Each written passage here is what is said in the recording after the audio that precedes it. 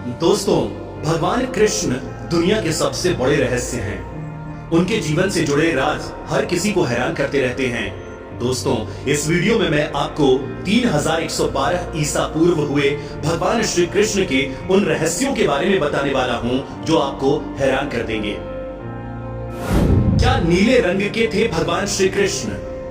दोस्तों, भगवान श्री कृष्ण जिन्होंने धरती पर अवतरित होकर पाप का विनाश किया था, श्री कृष्ण की लीलाओं की कोई सीमा नहीं है।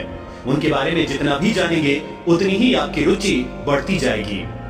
जब भी हम भगवान कृष्ण की कोई प्रतिमा या किसी चित्र को देखते हैं तो हमें यही देखने को मिलता है कि हर जगह उन्हें नीले रंग में ही दर्शाया गया है। अब सवाल यह आता है कि इस नीले रंग का रहस्य क्या है? क्यों उनके देह का रंग नीला है? हम आपको इस बारे में बताने जा रहे हैं कि आखिर भगवान कृष्ण या विष्णु का रंग नीला क्यों है। सबसे पहले तो बता दें कि कृष्ण के इस नीले रंग के पीछे कई तरह की मान्यताएं प्रचलित हैं, जिनमें से एक के अनुसार विष्णु जी का संबंध पानी से है, इसलिए उनके जितने भी अवतार हैं उनमें से लगभग सभी का रंग नीला है। जल से जब हम विष्णु जी के नीले रंग की तुलना करते हैं तो हमें जीवन के प्रति एक और नजरिया मिलता है, और वह ये कि जिस तरह पानी हर एक चीज को खुद में घोलकर भी अपना अस्तित्व बचाए रखता है, एक अन्य पौराणिक कथा में इस बात का जिक्र किया गया है कि भगवान विष्णु ने देवकी के गर्भ में 2 बाल रोपे थे। इनमें से एक का रंग काला और दूसरे का रंग सफेद था। चमत्कारिक तरीके से दोनों ही बाल रोहिणी के गर्भ में स्थानांतरित हो गए और काले रंग के बाल से श्याम वर्ण के कृष्ण का जन्म हुआ और सफेद बाल से बलराम पैदा हुए।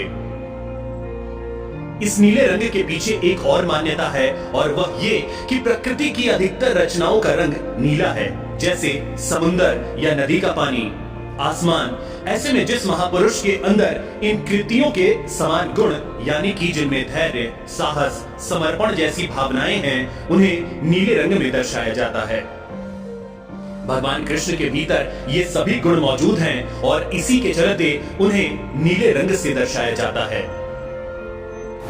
क्या श्री कृष्ण से जुड़ा है 786 नंबर? आमतौर पर लोग 786 नंबर को इस्लाम धर्म से जोड़कर देखते हैं। उनकी नजर में 786 का बहुत महत्व है। अधिकतर लोग इस नंबर के नोट अपने पास सहेज कर रखते हैं, तो वहीं कई लोग अपनी गाड़ियों का नंबर भी यही रखते हैं। आपको जानकर हैरानी होगी कि 786 नंबर का संबंध भगवान श्री कृष्ण से भी है। इस वीडियो में आप जानेंगे इस नंबर का कृष्ण कनेक्शन। दरअसल मुस्लिम धर्म के लोग 786 नंबर को बिस्मिल्लाह का रूप मानते हैं। कहते हैं कि अरबी या उर्दू में बिस्मिल्लाहिर्रहमानिर्रहीम को लिखने पर उसका योग 786 आता है। यही वजह है कि इस नंबर को इस्लाम सबसे पाक मानता है। शोधकर्ता राफेल पताई ने एक किताब में लिखी है जिसका नाम है द जिविस माइंड। इस किताब में लिखा है कि अगर हिंदी में 786 नंबर की आकृति पर गौर किया जाए तो यह बिल्कुल संस्कृत में लिखा हुआ ओम दिखाई देगा। माना जाता है कि 786 नंबर का संबंध भगवान श्री कृष्ण से भी है। पुराणों के अनुसार श्री कृष्ण 7 छिद्रों वाली बांसुरी को अपने हाथों की 3-3 यानी 6 उंगलियों से बजाया करते थे, और वे देवकी के 8वें पुत्र थे। इन तीनों आंकड़ों को जोड़े तो कुल योग 786 बनता है। क्यों समंदर में डूब गई द्वारिकापुरी? दोस्तों, भगवान श्री कृष्ण से जुड़ी तमाम कहानियां आज भी काफी प्रचलित हैं। कि श्री कृष्ण की नगरी समुद्र में कैसे डूब गई, ये एक बड़ा रहस्य है जिसे आज तक कोई नहीं समझ पाया। श्री कृष्ण ने जब मथुरा नगरी छोड़ी थी तो उन्होंने द्वारका को अपना निवास बनाया था। आज से हजारों साल पहले भगवान श्री कृष्ण ने इसे बसाया। यहीं बैठकर उन्होंने सारे देश की बागडोर अपने हाथ में संभाली, पांडवों को सहारा दिया, धर्म और अधर्म की लड़ाई में धर्म की जीत कराई। इस स्थान का धार्मिक महत्व तो है ही, रहस्य भी कम नहीं है।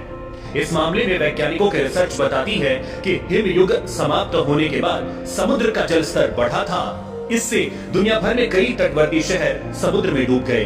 द्वारिकापुरी भी उनमें से एक है। हालांकि इस थियरी को लेकर संशय बना हुआ है।